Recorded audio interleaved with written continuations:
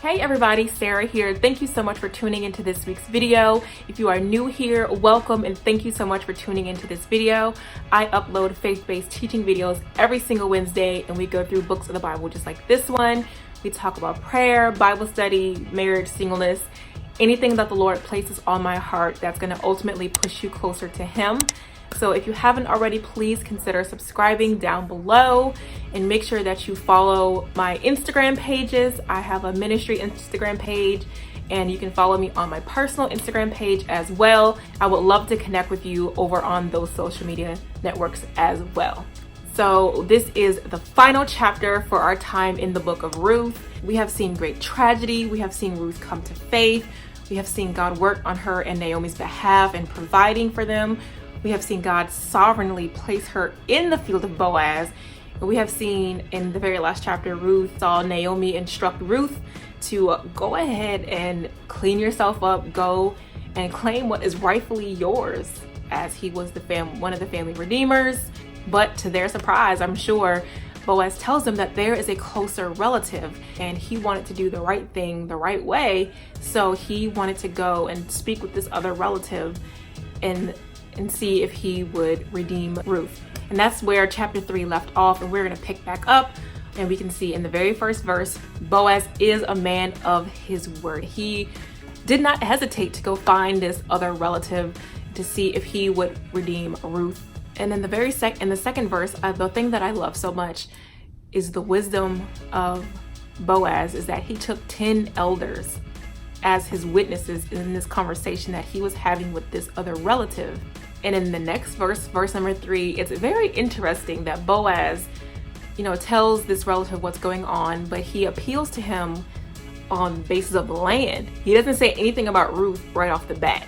He appeals to him in something that everybody would be interested in, some extra land. As I said in either the first or the second video for this series, a family redeemer was not just responsible for marrying the childless widow of a dead relative. They were also responsible for buying back a fellow Israelite out of slavery, to buy back family land that had been forfeited, and to carry on the family name by marrying a childless widow. Of course, the man agrees, like, yes, I would be more than happy to buy this land from Naomi. And Boaz tells him in verse number 5 that when he buys the land, he also would acquire Ruth with the land. So now that this other relative knows that it's not just the land, but it's the land and Ruth, he realizes that he cannot redeem the land and Ruth because he didn't want to, as he said, he didn't want to impair his own inheritance. It was likely that this other relative had other children. So any children that he would have had with Ruth, it would have impaired the inheritance that his children had. So now that they realize that this other relative is not able to redeem the land, and of course, most importantly, Ruth, Boaz is more than happy and more than willing to redeem her. And I want to read verse 11 because I love that so much, what the elders said to Boaz once he purchased the land and Ruth. It says in verse 11, "Then all the people who were at the gate and the elders said, 'We are witnesses. May the Lord make the woman who is coming into your house like Rachel and Leah, who together built up the house of Israel. May you act worthily in Ephrath and be renowned in Bethlehem. And may your house be like the house of Perez, whom Tamar bore to Judah because of the offspring that the Lord will give you by this young woman.'" I love that so much. They are basically blessing this union and praying and blessing and believing that they would have children, because obviously Ruth was a childless widow, so she had been married before, but they never had children. So again, I believe in the sovereignty of God, that it wasn't meant for her to have children with her old husband, but it was meant for her to have children with Boaz. Rachel and Leah are the women where the whole nation of Israel came from. Between the two of them, they had 13 children. So the people at the gate and the elders were blessing their union and praying and believing that they would have many children. So Ruth and Boaz marry, they conceive a child. Of course, we don't know how long it takes for them to conceive, but they do conceive a son. And I'm also going to read verse 15, what the women have said to Naomi. Now, let's go up to 14.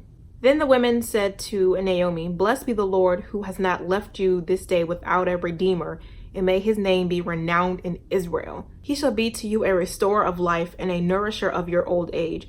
For your daughter-in-law who loves you, who is more to you than 7 sons, has given birth to him. 16. Then Naomi took the child and laid him on her lap and became his nurse.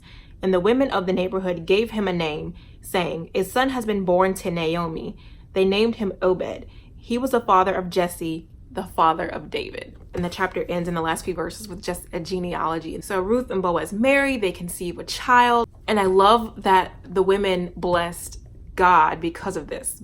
God did not leave them without a redeemer. God didn't just leave them out there hungry and hanging. And I just love that these women blessed God because of what he did in the life of Ruth and Naomi. What can God do in your life? What can others see God do through your life when you step out on faith into the unknown? Ruth was willing to leave her native country and her family, what was familiar and what was comfortable to her, to follow the God of Israel and to follow Naomi back to the land of God. And when she stepped out in faith, when she did that, others were able to see God move in her life. And it's interesting that it says, for your daughter-in-law who loves you is more to you than 7 sons. Now, the interesting thing, which I'm sure we all know by now, is that 7 is the number of completion. So one woman was more to Naomi than what 7 sons would have been because of her love for Naomi. Because she went out, despite the fact that she was a woman, she went out and she gleaned in the fields and she did what she had to do to survive. And she was obedient to Naomi. She followed her instructions to a T. And Naomi was able to see a grandson. She was able to take care of him. When it says that she became his nurse, that obviously does not mean that she literally nursed or breastfed him. She basically became like a nanny or caretaker. And it's interesting that the women of the neighborhood named the child. God used Ruth's obedience and the faith of Ruth. And we can see in this that through the lineage of Ruth and Boaz came King David. They were the great grandparents of King David. And we know that through the lineage of King David came the Messiah. So Ruth and Boaz are in the lineage of the Messiah. God orchestrated all of this. Nothing happens by chance. God is so intentional. I just love, and again, that's one of the biggest things that we can see in the book of Ruth is the sovereignty of God. The intentionality of God, the redeeming power of God. We can see God working everything together for the good of them who loved him and are called according to his purpose. We can also see in this that God provided a redeemer. God sent his only son to die on a cross for us and to redeem us from sin and from darkness and from death. He provided the lamb. Come on. And not only did he provide for our eternal salvation, but he provides for us daily. He made sure that Ruth and Naomi didn't go hungry. He put her exactly where she needed to be. And then he provided the kinsman redeemer. God provides for us eternally, and he provides for us in a present sense. And that's what a redeemer does. That's what a good redeemer does. And I talked about that last week as well. And I love that we can see how others will bless God because of your faith and your obedience and stepping out in faith into the unknown, just following the path of God. And I love that so much. And that's even a word for my own life. But I just pray that this short series through the book of Ruth has blessed you guys. It has certainly blessed me. Make sure that you like this video, that you share it with someone who will be blessed by it, who loves the story of Ruth and who will be encouraged by it. Make sure that you subscribe down below so that you never miss another video just like this one every single Wednesday. Until next week's video, grace and peace.